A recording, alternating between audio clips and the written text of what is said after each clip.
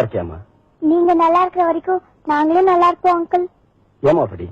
நீங்க நல்லா இருந்தாதான் எங்களை மாதிரி கண்ணு தெரியாதவங்களுக்கும் இந்த நாட்டுல உள்ள ஏழைங்களுக்கும் நிறைய உதவி செய்ய முடியும் அங்கிள்.